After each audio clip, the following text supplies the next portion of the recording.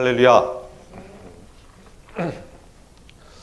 예, 다음 주가 이제 성탄절입니다. 예, 우리 미리 크리스마스 한번 해볼까요? 옆에 있는 분들한테 미리 크리스마스.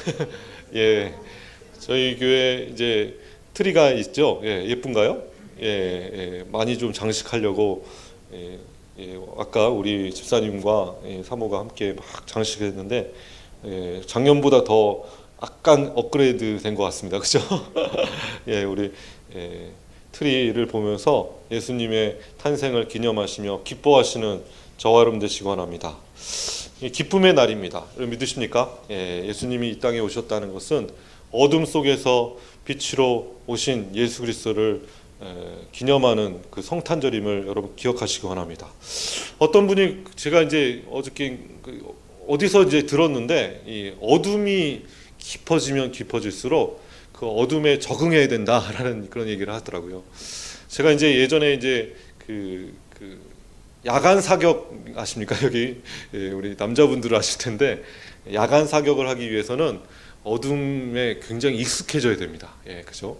그래서 어둠이 굉장히 익숙해지려고 가만히 서서 뚫어지게 어둠을 바라보면 어느 순간에 작은 빛이 그 별 같은 게 이게 빛이 있죠. 그 빛이 이제 눈에 들어오기 시작하고 그 어둠이 쫙 가서 이렇게 없어지면서 어느 순간에 이제 물체가 보이기 시작합니다. 그 적응할 때까지 어둠을 뚫어지게 바라보고 움직이지 않고 어둠을 응시하면 그 어둠에 적응하게 되죠. 여러분 어둠 속에 있는 분들, 환란 속에 있는 분들, 여러분 그 어둠 속에서 깊이 그 고난을 묵상하시면 여러분 결국에는 그 고난을 통해서 우리에게 주시는 하나님의 메시지, 하나님의 말씀을 여러분 귀 기울일 수 있음을 여러분 믿으시기 원합니다. 여러분 그런 어둠 속에 있을 때 어떻게 하라고요? 가만히 있으셔야 됩니다. 아멘. 그리고 어둠을 바라보십시오. 그리고 그 어둠 속에서 비춰지는 작은 불빛을 바라보시는 저와 여러분 되시길 진명으로 축원합니다.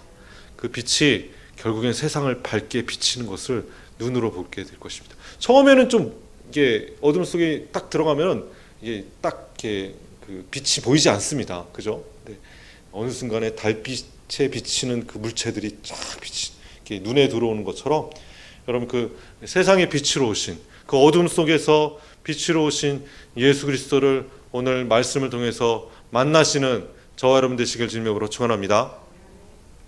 우리 같이 한번 마태복음 저희들이 2장 말씀입니다. 어제 지난주에 저희들이 1장 말씀을 함께 읽었고요. 1장을 통해서 여러분 예수님이 어떤 족보 왕으로 오신 예수 그리스도를 우리가 만났고 오늘 마태복음 2장 말씀을 통해서 예수님의 탄생의 비화에 대해서 함께 하면서 예수님이 이 땅에 왕으로 오셨다는 것을 다시 바라보시는 저와 여러분 되시기 바랍니다. 마태복음의 전체 주제는 뭐라고요? 왕으로 오신 예수 그리스도이십니다. 믿으십니까? 마태복음 2장 1절 2절 말씀 같이 한번 좀 읽겠습니다. 2장 1절 말씀 2절 말씀 읽겠습니다. 시작. 헤롯 왕 때에 예수께서 유대 베들레헴에서 나심에 동방으로부터 박사들이 예루살렘에 이르러 말하되 유대인의 왕으로 나시니가 어디 계시냐?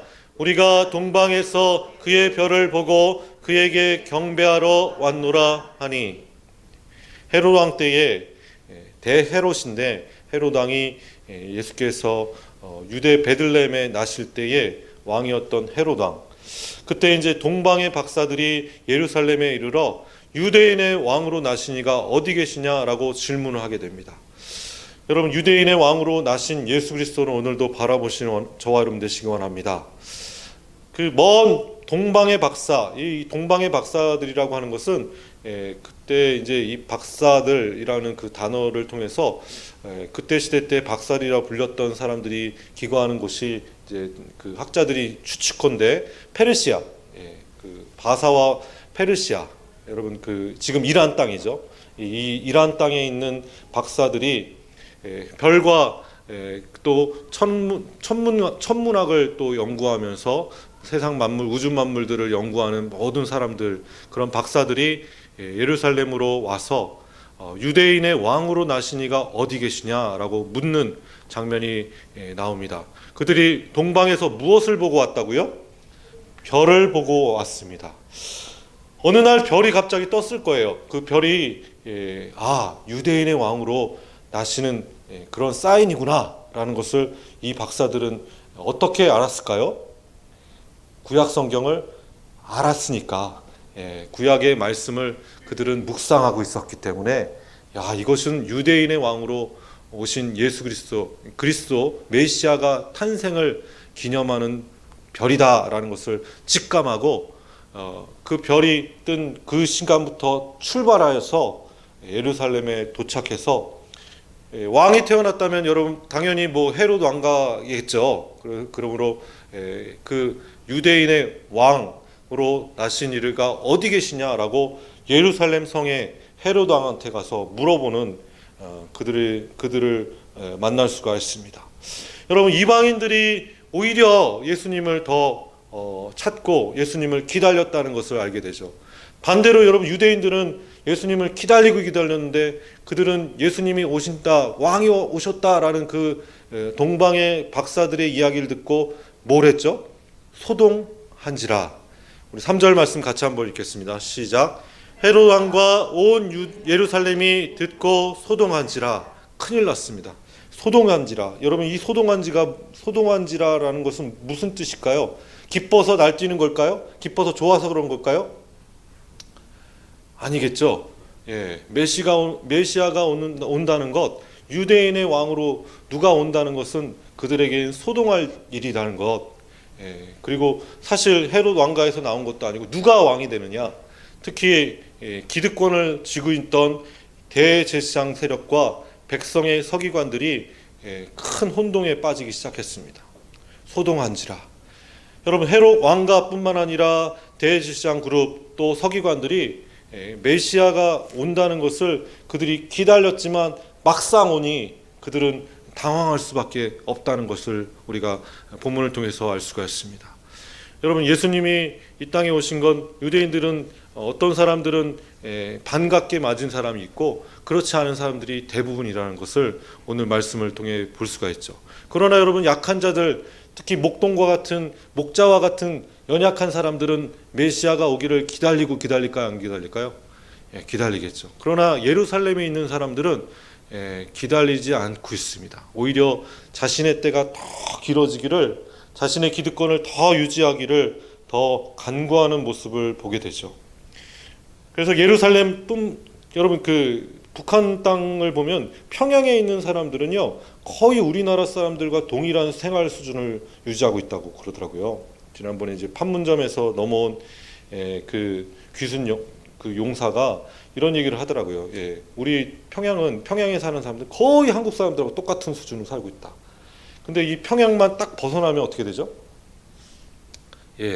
비참한 삶을 살고 있지 않습니까?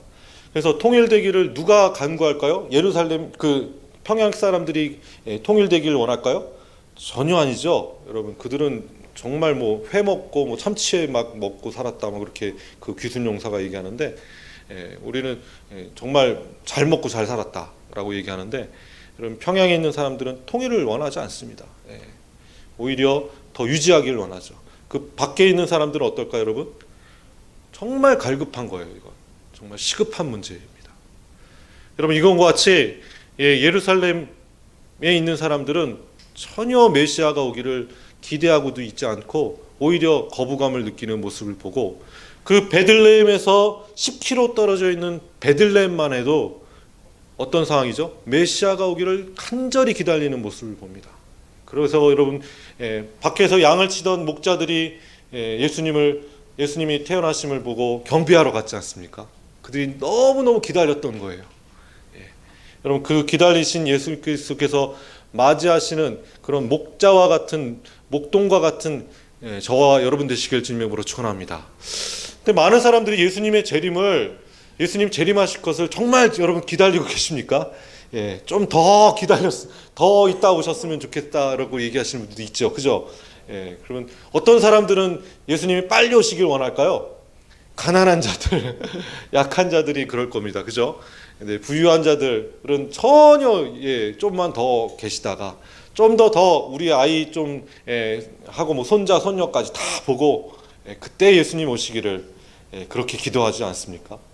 그거와 같이 여러분 베들레헴의 사람들은 정말 간절히 메시아가 오는 것을 기다렸다는 것을 알 수 있습니다. 자, 5절 말씀 함께 읽겠습니다. 5절 말씀 있습니다. 그 베들레헴이 그곳이라는 것을 5절 6절에 그들이 이야기하고 있죠. 5절 6절입니다. 시작. 이르되 유대 베들레헴이오니 이는 선지자로 이렇게 기록된 바 또 유대 땅 베들레헴아 너는 유대 고을 중에 가장 작지 아니하도다. 내게서 한 다스리는 자가 나와서 내 백성 이스라엘의 목자가 되리라 하였음이니이다. 미가서의 말씀, 미가 선지자가 이야기한 베들레헴아 너는 유대 고을 중에 가장 작지 아니하도다. 작지 않다.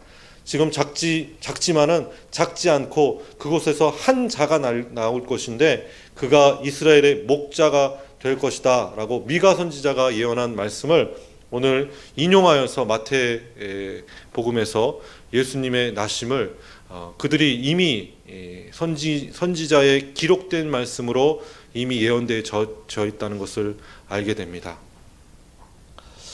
여러분 먼저 이렇게 몇 가지 말씀을 좀 우리가 이제 베들레헴이라는 뜻 혹시 아십니까? 베들레헴 뜻이 뭐죠? 다 아시죠? 모르십니까?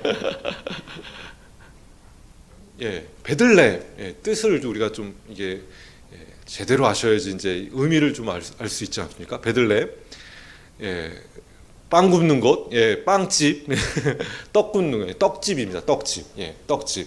그럼 베들레헴은 곧 떡을 굽는 곳입니다. 떡집입니다. 떡집. 베들레헴. 여러분 예수님께서 어떤 분이십니까? 생명의 떡으로 오신 분이십니다. 아멘. 여러분 우리 그 몸을 우리가 성만찬 때 그 기념하면서 먹는 것처럼 예수님은 어떤 몸으로 오셨다고요? 생명의 떡으로 이 땅에 오셨습니다. 여러분 그 떡집에서 떡이 생산되었습니다. 생명의 떡이죠. 그 떡을 먹는 자들 여러분 예수 그리스도의 이름으로 예수 그리스도의 피값으로 다 구원받는 역사 일어나시기를 주님의 이름으로 축원합니다. 그 떡집에 육신으로 입고 이 땅에 오신 예수 그리스도 여러분 믿으십니까? 자, 우리가 이제 성소에 들어가면 오른쪽에 떡상이 있다고 말씀드렸죠. 그리고 왼쪽에 뭐가 있죠? 7 촛대, 금 촛대가 있다고 했죠. 예수님은 생명의 떡으로 이 땅에 오셨고 그리고 또 왼쪽에는 생명의 빛으로 오신 분이십니다. 믿으십니까? 생명의 떡과 빛으로 이 땅에 오신 분이십니다.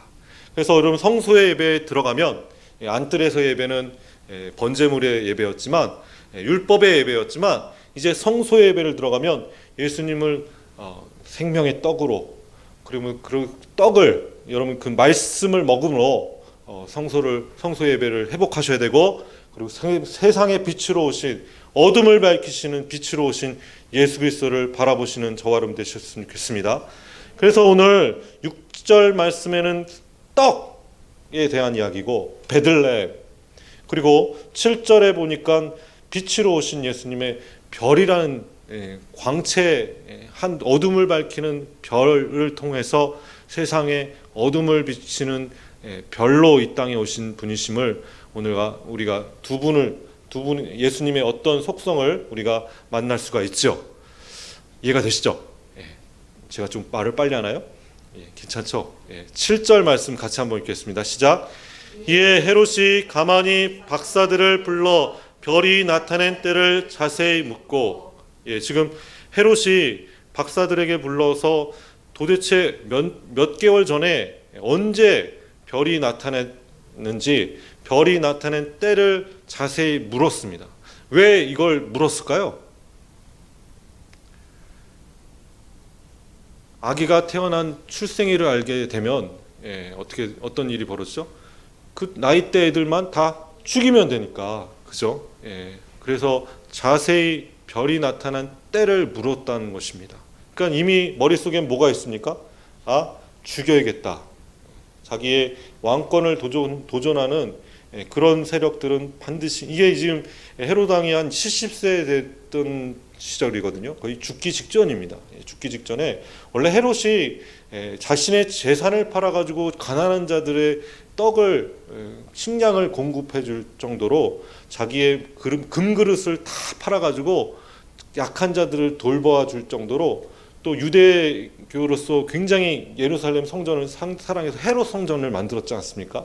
그랬던 사람인데 말년에 이게 정신 이상이 생겨가지고 굉장히 의심증이 특히 왕권을 도전하는 자들을 한순간에 다 죽이는 헤롯 왕의 그 요세푸스의 이제 그 역사 기록제에 보면 헤롯 왕이 마지막에 벌였던 일들이 악행들이 막 기록되어 있는데요.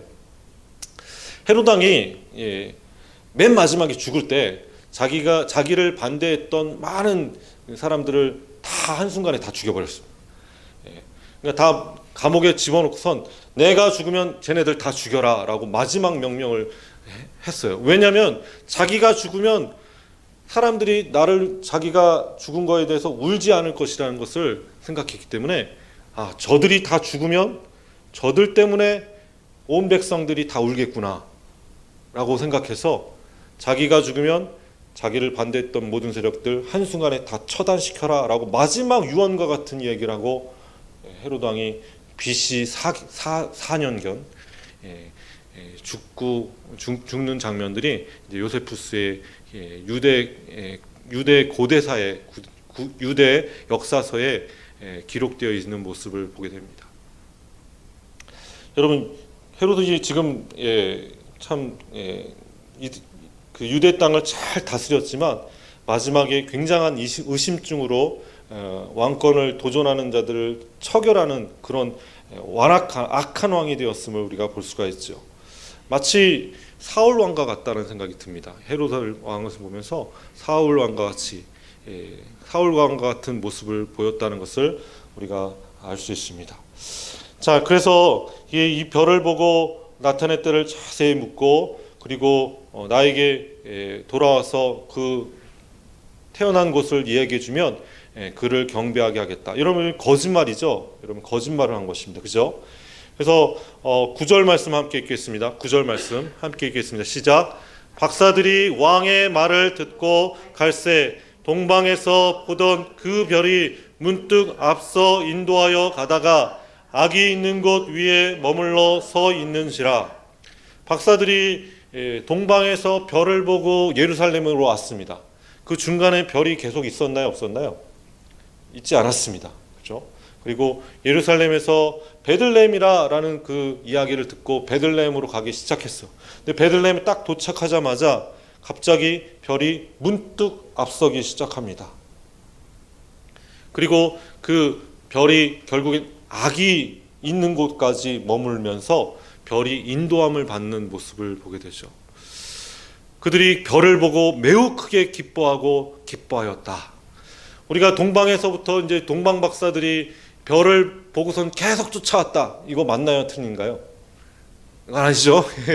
베들레헴에 딱 도착했을 때 그때 갑자기 별이 나왔고 별이 그 악이 있는 곳까지 비추는 그들을 인도하는 별의 모습을 우리가 볼 수가 있습니다.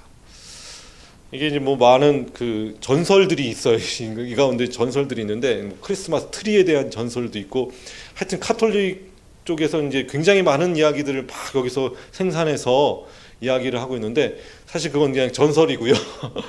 제가 다 말씀드리고 싶지만 재밌습니다. 이것도 되게 그 전설들이 지금도 여러분 이 예수님이 계셨던 곳 그 성탄교회라고 아직도 있어요. 여러분 베들레헴에 가면 성탄교회라고 있는데 이 굴이에요. 굴.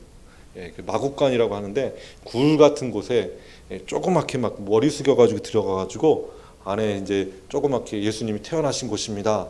말구유 같은 그런 곳이 있습니다. 아직도 성탄교회가 있습니다. 그래서 많은 그 전설들이 있는데요. 그 전설들보다 오늘 말씀에 또 집중해서 보시길 원합니다. 11절 말씀 함께 읽겠습니다. 11절 시작. 집에 들어가 아기와 그의 어머니 마리아가 함께 있는 것을 보고 엎드려 아기께 경배하고 보배함을 열어 황금과 유향과 몰약을 예물로 드리니라. 아멘. 아기가 어머니 마리아와 함께 있는 것을 여러분 지금 마구간에 있나요? 아니면 집에 있나요? 마구간에 있지 않습니다. 그죠? 집에 있습니다. 집에서 있죠. 그죠? 마구간에 계신 아기 예수를 경배하러 간 게 아니고 이미 여러분 예수님은 아마 지금 8일째 할례를 받으셨고 굉장히 시간이 오랜 이후입니다. 그죠? 태어나신 지 오래됩니다. 그러니까 실질적으로 아기 예수를 첫 경배한 자들은 누구예요? 베들레헴의 목자들입니다. 목자들이 처음으로 경배한 자들이죠. 그렇죠? 두 번째 경배한 자들이 이 동방 박사들입니다. 그들이 보배함을 열어서 황금과 유향과 몰약을 예물로 드렸습니다. 그래서 여러분 황금과 유향과 몰약을 하나씩 해가지고 동방 박사는 총 몇 명이라고 얘기하죠? 3명이다. 네, 여러분 성경에 3명이라고 나오나요? 3명이라고 나오지 않습니다. 근데 전설 따라 참처리해서 또 전설에 이 3명의 이름이 다 나와요. 그래서 이 나이 좀 늙은 사람이 황금을 내렸고, 또 가장 젊은 사람이 유향을 드렸고, 또 좀 얼굴이 거무스러운 흑인 같은 사람이 몰약을 드렸고, 그래서 3명의 박사가 드렸다라고 이제 전설의 이야기가 이제 있습니다. 그런데 이제 동방에서는 그렇게 했고, 하여튼 서방 교회와 동방 교회가 좀 의견이 틀려서 박사들은 12명이다. 예수님의 제자가 12명이니까 12명쯤 갔을 것이다. 그들이 함께 보배합을 열었다라고 이렇게 얘기하시는 분도 있고, 아니다, 3명이다. 박사는 3명이다. 라고 하시는 분들도 있다. 그래서 우리가 이제 크리스마스 카드에 이제 꼭 3명만 있는 것이 아니고, 여러분 그 박사가 가는데 옆에 이제 시종 드는 사람이 있었을까 없었을까요? 적어도 한 50명은 갔어요. 이 행차는요 대단한 행차였습니다. 그죠? 50명이 페르시아에서부터 이란에서부터 이스라엘까지 와서 낙타떼가 엄청나게 온 거죠. 그죠? 그리고 그들이 가장 소중히 여기는 보배합을 열었습니다. 그 보배함에 뭐가 있습니까? 황금과 유향과 몰약입니다.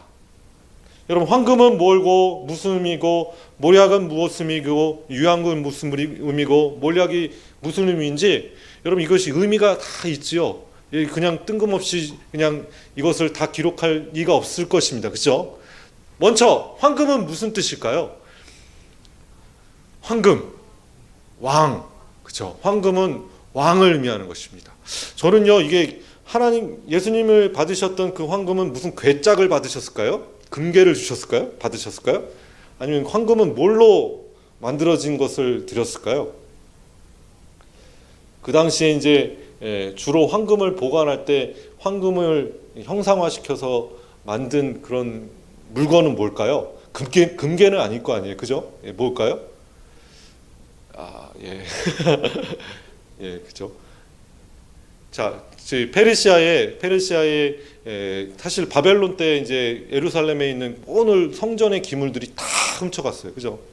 그때 훔쳐갔을 때 성전의 기물들에 대한 이야기들이 쭉 나오는데 금으로 된 금잔들이 많이 나옵니다, 그죠? 그래서 그 당시에는 금괴를 가지고 오신 거는 아니고 그 황금으로 만든 잔을 드렸을 것입니다, 그죠? 그래서 황금잔. 그 보배함엔 뭐가 있었다고요? 황금잔이 있었을 것이고, 제 추측입니다. 이거는 근데 금괴가 있었을 수도 있습니다. 금덩어리가 있을 수도 있고, 근데 저는 황금잔이었을 것이다. 그 보배로 오신 예수 그리스도의 피를 담을, 그리고 마지막 겟세마네 동산에서 이 잔을 내게서 거두어 주시옵소서라고 예수님이 기도하셨던 그 잔, 황금잔, 왕의 잔. 여러분 왕이 내리는 잔, 여러분 왕이 승리한 장군에게 뭘 주죠? 황금잔을 줘요. 황금잔. 그 황금잔에다가 포도주를 담아가지고 승리한 장군에게 그 황금잔을 줍니다. 왕이 내리는 하사품이 바로 황금잔이에요. 믿으십니까?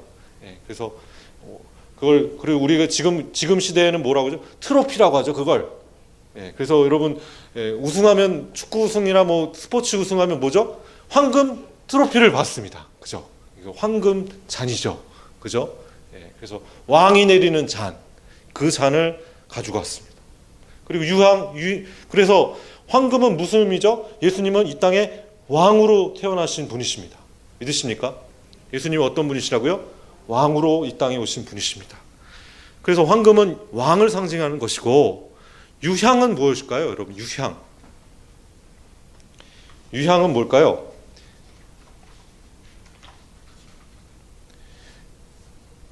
향내내는 아라비아 지역에서 관목에서 채취한 송진입니다. 그래서 송진이죠. 향기 나는 송진입니다. 그죠? 송진을 이렇게 그 나무에다 상처를 내면은 그 진이 이렇게 빠져나와요. 그래서 그 송진을 채취해 가지고 그것을 모은 것이 유향입니다. 향내내는 향이죠. 이걸 태우면요, 향기로운 향이 납니다. 여러분, 성소에 들어가면 지성소와 성소 휘장 가운데에 뭐가 있죠? 향로가 있어요. 금 향로가 있습니다. 그죠?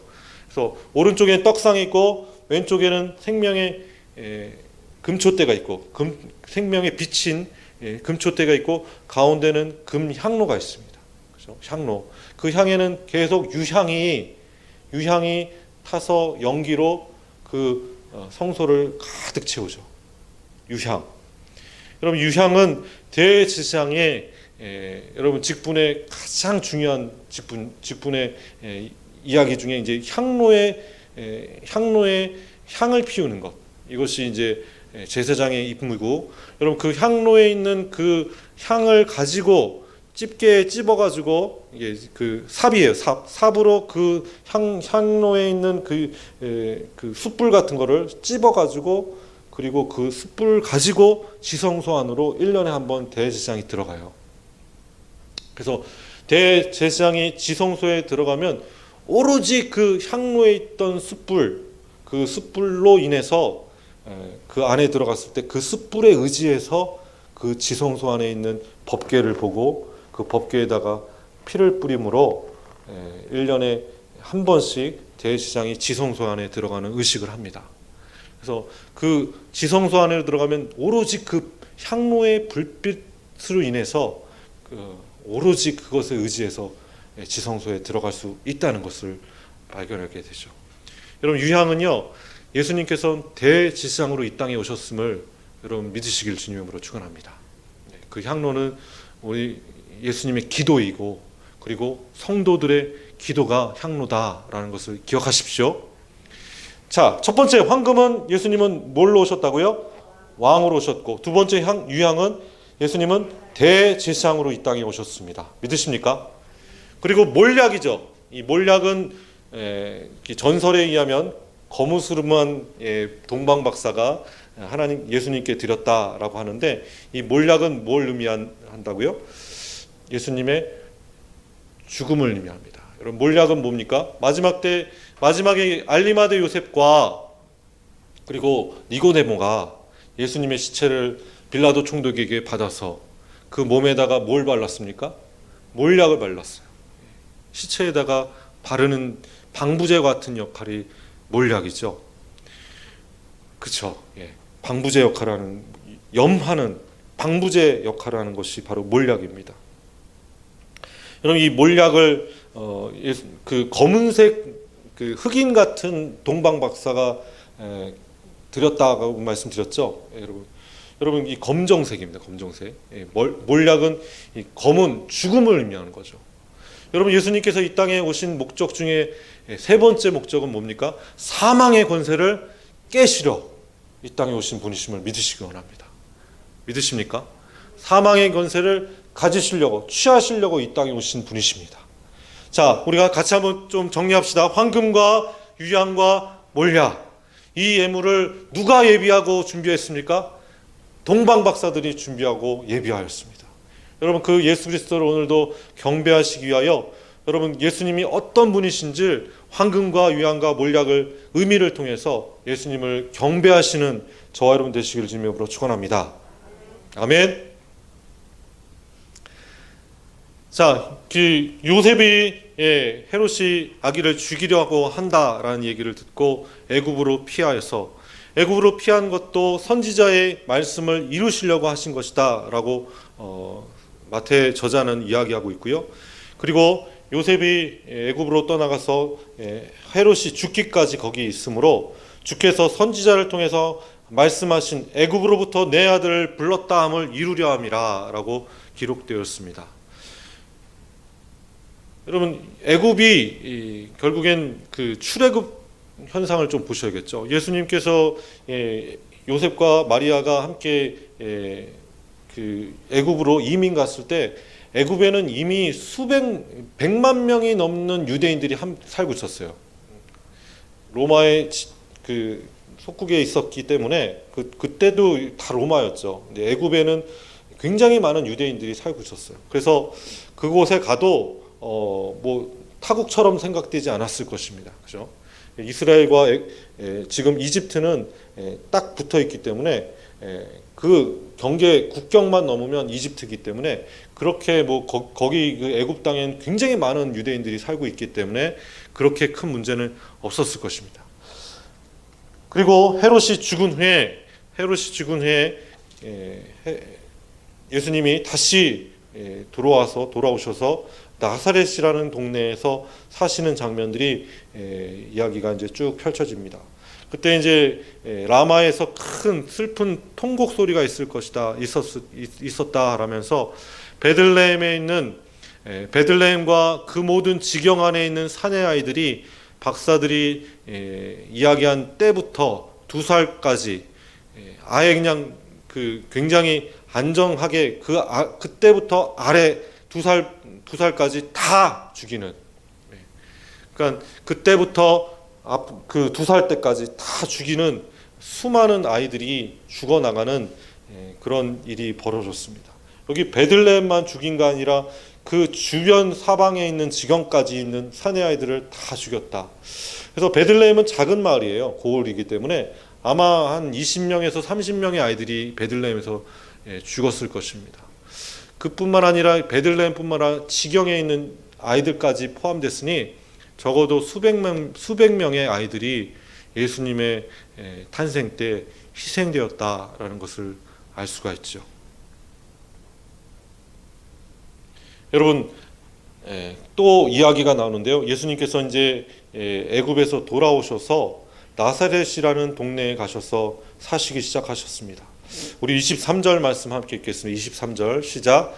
나사렛이라는 동네에 가서 사니 이는 선지자로 하신 말씀에 나사렛 사람이라 칭하리라 하심을 이루려 함이노라. 아멘. 여러분, 나사렛이라는 뜻은 무엇이냐면 나자레트, 줄기라는 뜻입니다. 가지라는 뜻입니다. 여러분, 예수님은 그 줄기, 이새의 줄기, 다윗의 자손.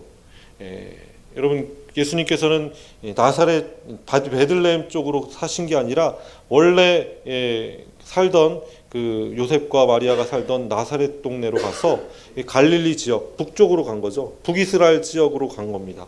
그래서 갈릴리 지역의 나사렛이라는 한 동네.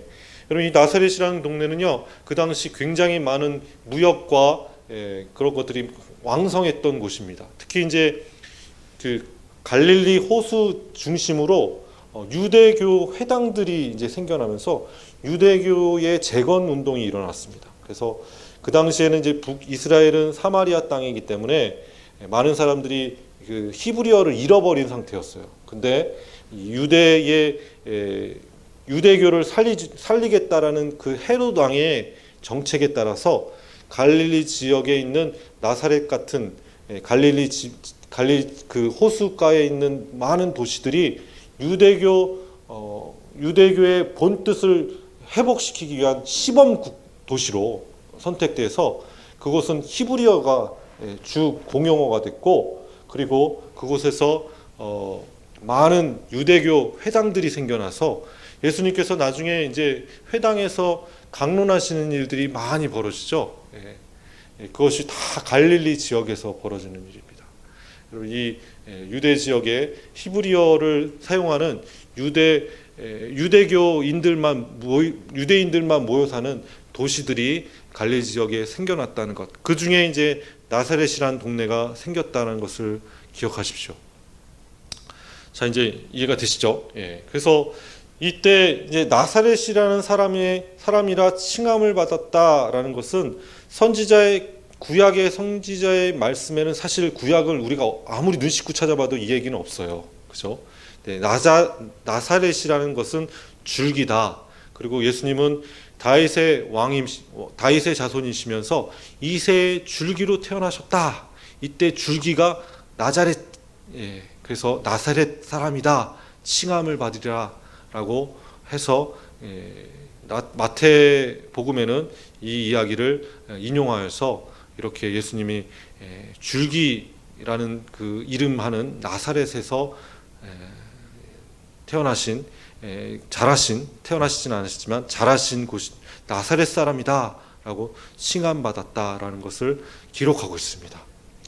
여러분, 이 2장과 3장 사이에 적어도 30년이라는 갭이 있어요. 예수님의 탄생과 그리고 다시 나사렛 사람이 되셔서 나사렛 사람으로서 했던 그 30년의 기록이 2장부터 3장의 그 사이에 30년이 싹 지나가 버렸어요. 삭제되었습니다. 예수님의 그 어린 시절을 기록한 복음서도 있지만 이 마태복음은 거기를 삭제시켰어요. 이 30년이라는 시간 동안 예수님은 무엇을 하셨냐면 충실하게 자기의 작은 일들을 충성스럽게 목수의 일을 감당하시면서 주님의 때를 기다렸다는 것을 우리가 알 수가 있습니다. 오늘 여러분 작은 일에 순종하시는 저와 여러분 되셨으면 좋겠습니다. 주님의 때를 기다리시는 저와 여러분 되셨으면 좋겠습니다. 작은 일에 충성하는 자들, 그리고 여러분 예수님은 사실 아버지가 일찍 돌아가셨을 가능성이 높죠. 그죠? 예, 왜냐하면 가나의 혼인잔치 때 여러분 마리아만 등장하잖아요. 아버지 요셉은 등장하지 않습니다. 공생애를 시작할 쯤에 이미 그 요셉은 그 자리에 없었어요. 그죠? 그러니까 여러분 예수님은 30년 동안 가장의 역할을 대신하면서 가족들을 위해서 열심히 살았다는 것을 우리가 알 수 있죠. 여러분 예수님처럼 아주 작은 일에 충성하시며 주님의 때를 기다리시는 저와 여러분 되시기를 주님으로 축원합니다.